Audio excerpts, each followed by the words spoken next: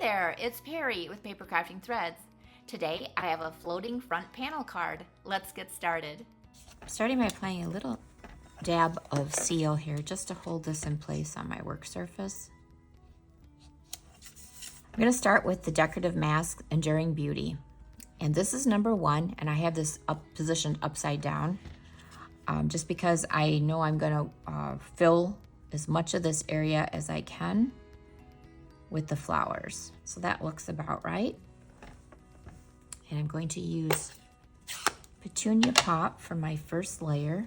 And just ink up my blending brush, start off my paper. I want this to be light.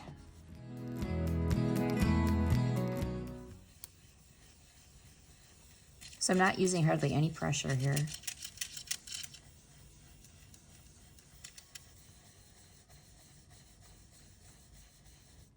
Just a very, very light coat.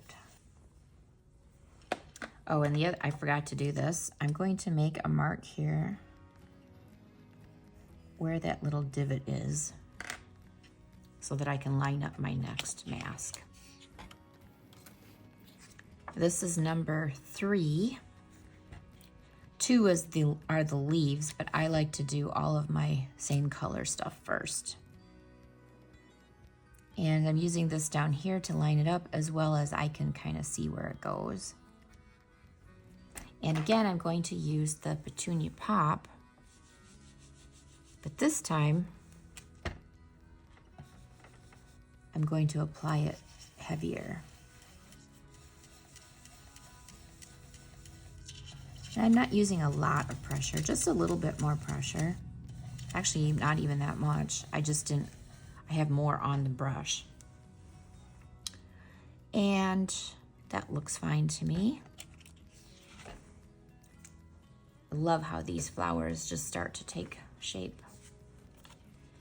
And then I'm using mask number 5, so I went 1, 3, and 5, which is all of the floral image. And I'm going to switch over to Blackberry Bliss for the centers of these flowers.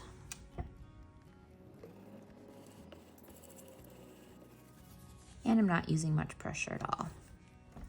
I'm going to put a little more ink on here just because I want these ones to be pretty dark. Look at those flowers. Love how they pop. And now I'm switching over to the leaf color, which I'm using Lemon Lime Twist. And this leaf one is number 2.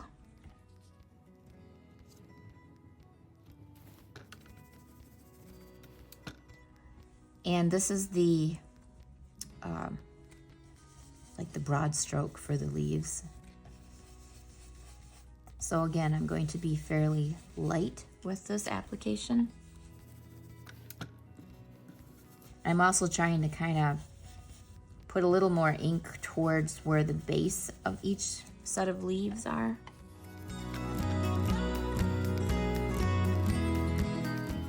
Though I think that one's a bud instead of a leaf, but I guess buds kind of have the green covering before they start to get going, right? And then here is the detail, which is number 4.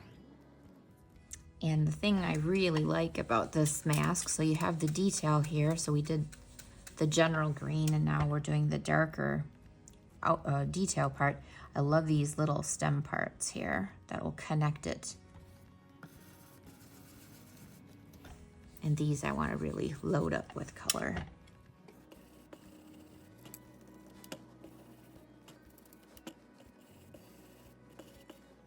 And here is that reveal. So pretty. And this should peel right off.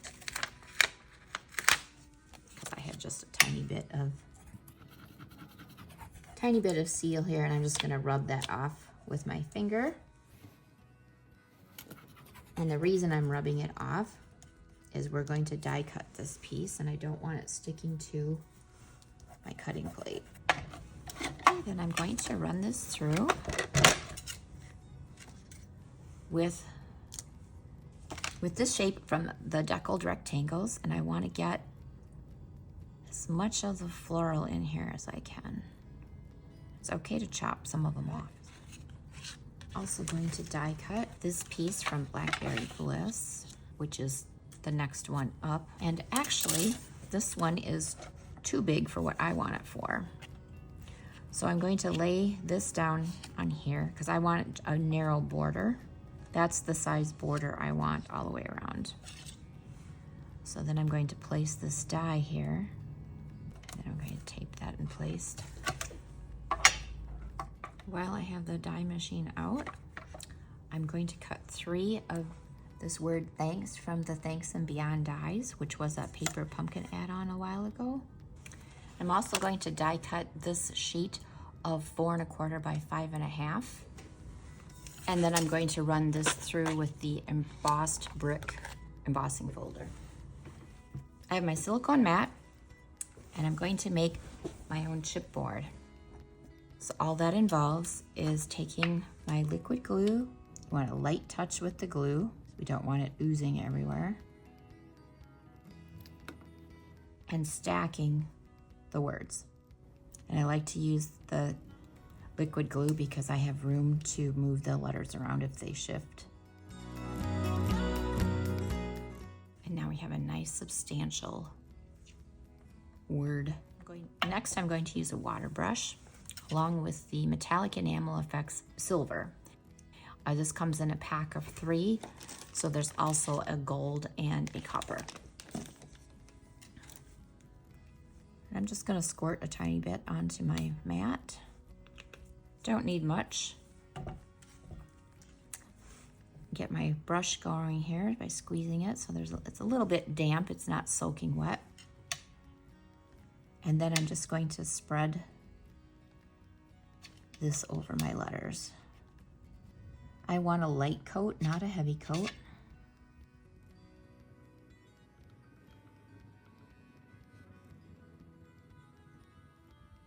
Just don't want any pooling.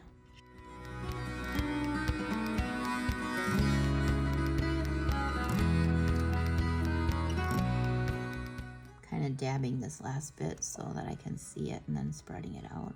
Squeeze to get the water to clean my brush, and it's all set for my next project. The other thing that I'm going to do while I have this mat out is take one of the brass butterflies, and I want it to be silver. So I have my Versamark pad and my silver embossing powder. Just going to push this down into the Versamark ink. And I still have that adhesive on the back. Put my powder on. And heat emboss it. And the last prep I need to do before we assemble this card is I have a piece of paper here measuring 5 1/2 by 4 inches. And I'm going to score it 1/2 inch, 1 inch, and 1 1/2.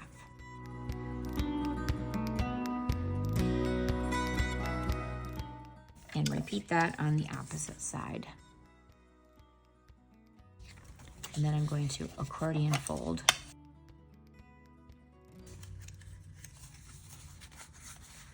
So here is my mechanism. Here is my embossed piece. Add glue to the top.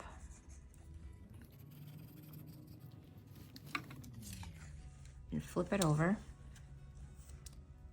And glue this down in the center of my embossed piece. Somewhat in the center, does not have to be perfect.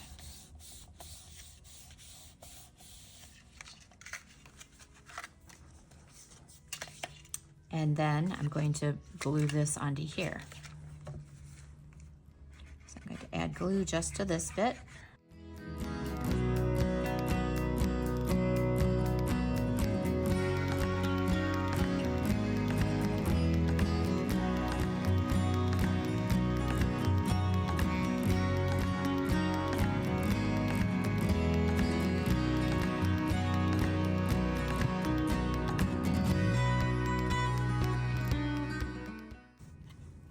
And here is our floating panel card. It folds flat for mailing and pops up when it comes out of the envelope. Find written instructions over on my blog at... If you like this video, give it a thumbs up, subscribe, share, and thanks for watching. Bye!